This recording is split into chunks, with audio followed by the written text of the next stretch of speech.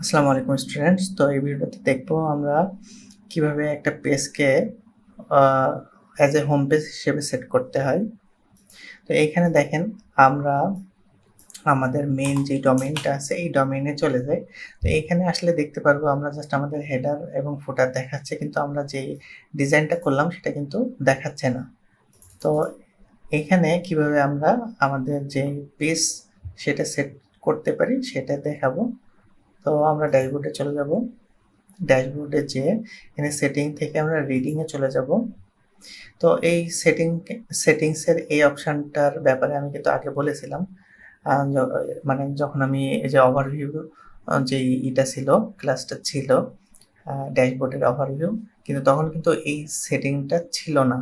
কিন্তু আমি বলেছিলাম এটা কেন ছিল না? কারণ আমাদের ওইখানে আ টি আপনার হচ্ছে যে ডিফল্ট থিমটা ছিল ওইটা অ্যাক্টিভ করা ছিল, এর জন্য আসতেছিল না।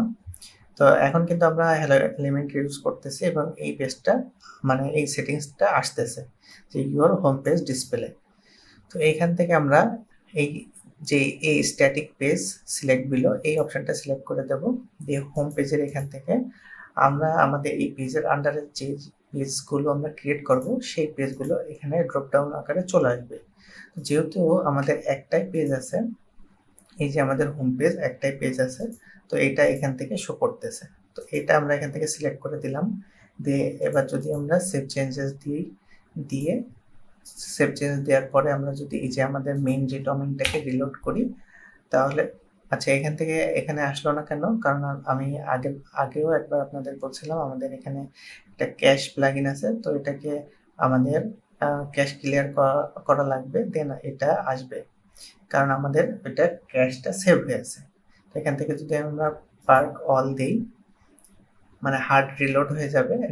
রিলোড হয়ে গেলে এই যে আমরা দেখেন আমাদের পেজটা চলে আসছে। আমাদের হেডার এবং আমাদের যে পেজটা আমরা ডিজাইন করলাম পেজে সবকিছু, দেন আমাদের ফুটারও চলে আসবে। এই যে আমাদের হেডার, ফুটার এবং যেই ডিজাইনগুলো আমরা হোম পেজে করলাম সবকিছুই এখন কিন্তু দেখা যাচ্ছে, দেখেন।